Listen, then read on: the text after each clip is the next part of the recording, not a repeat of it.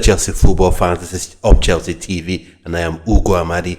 So, yes, yesterday Chelsea absolutely smashed PSG as they won 3-0 and became Club World Cup winners for the second time, in the history of the competition, but for the first time, in this new sort of enlarged format. But one question remains, or rather, a set of questions remain. What does this mean for Chelsea? What does this mean for players in the team? What does it mean for Enzo Maresca? What does it mean for the ownership? Now, I'll give you my 2 cents on opinions, and importantly, I want to hear what you think about this, what it means for certain players, what it means for the club in the comment section. And if you're new, please hit the subscribe button, click the like button as well, and share this video to people you feel might love content like this as well. So let's go straight into it. Now, Chelsea supposedly won, I think, £100+ million for the victory in the Club World Cup. So huge financial outlay, and I think with the whole PSR thing, FFP, this would allow Chelsea to spend a bit more, as it was sort of enlarging Chelsea's transfer purse, Chelsea's transfer kitty. So this may just mean more spending for Chelsea. But does Chelsea really need to spend on more players, or is the team perfect? For me, I think certain areas you need to get players in. Now, Chelsea needs a left back for sure. 100% Chelsea needs a new left back. Not to replace Cucurella, because Cucurella is such a special player, character, more importantly, ability on the pitch. He has it all. So he is a special player, not to take his place, but someone to deputize for him. We've got Caleb Wiley, is out on loan at Watford. I'm not quite sure of the plan that Chelsea has for him, whether he would be at the club at some point or he will be sold to Strasbourg or sold to a different club. And then, of course, he had Ishio Samuel Smith. The reports that he probably will be heading out permanently, to obviously a different club. I had high hopes for him, thinking that, okay, he would be, the left-footed version of Josh Achiampong, because I was feeling like, yes, he would be that guy to, be the deputy for Cucurella. But apparently the way things have panned out so far is that that's not going to be the case. So Chelsea does need another left back. And then for the left wing slot, I think Chelsea needs another left winger, because the way things seem to appear this minute is Tyreek George will be given an opportunity at that left wing spot, and you can't go through the whole season with just Bino Gittins as your left winger, because right now, of course, Noni Madueke is on his way to being an Arsenal player. Not a decision I like. A lot of fans, for some reason, like that decision, and of course, the club likes the decision. They probably will be receiving £50+ million for the sale of Chukwunoso Madueke. So that's fine from their end, but that means you still need a left winger. João Pedro isn't a left winger. He's a mobile striker, but definitely not a left winger. So you need a left winger in the building, except you play Nicholas Jackson as the new left winger. And now this swiftly moves to what the performances from yesterday mean for players. Those that played and those that were on the bench, those that came off the bench, what it means for them. Now for me, Nicholas Jackson, it means his days as a Chelsea player, especially if he's bent on being a striker. If Enzo Maresca only sees him as a striker, his days at Chelsea are indeed numbered, and he probably will be on his way out sooner than later.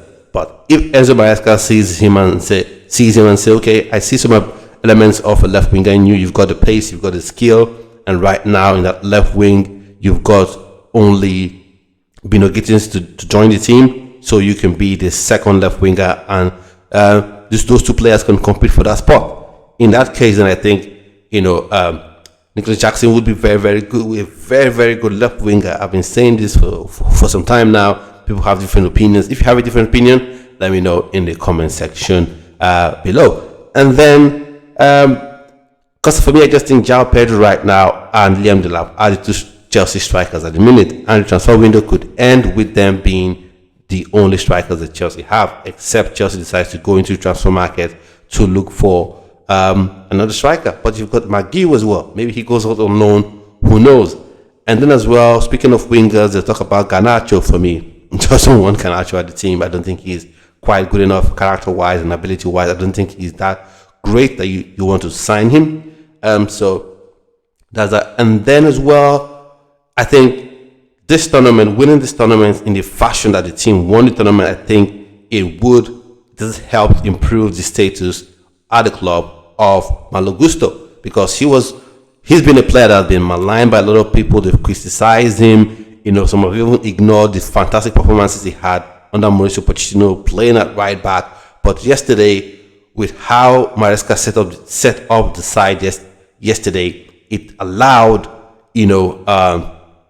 Malo Gusto opportunity to actually do what he knows how to do best: 1v1 defending and overlapping, stretching play, creating width for the team, that actually allowed Cole Palmer drift in more centrally to get those goals and to indeed get the assist for João Pedro. So for me, I think he's not going anywhere based on the performance.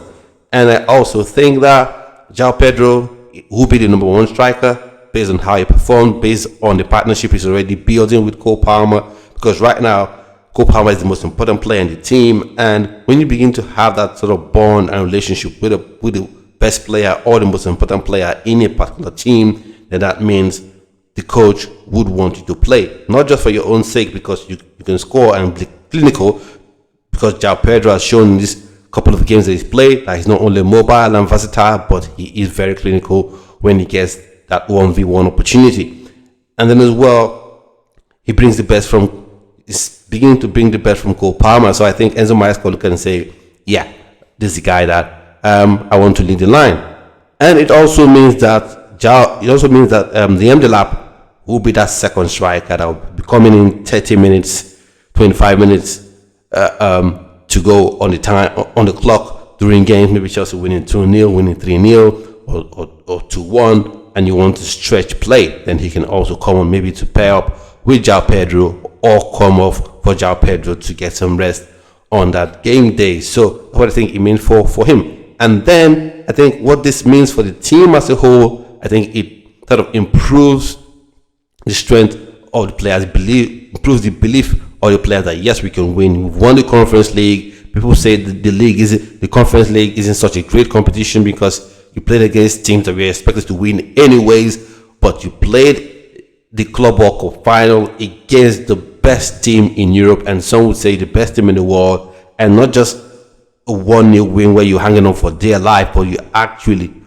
beat them at their own game and absolutely trashed them 3-0. So I think that will boost the confidence of the players and increase their appetite to win. Because one thing in football, we saw it all those years ago when Jose Mourinho's Chelsea side won the Carabao Cup trophy, and then that spurred them on to win more things. So I think win the Conference League, win the FIFA Club World Cup as they did yesterday, sort of increase that hunger and that desire to win more things.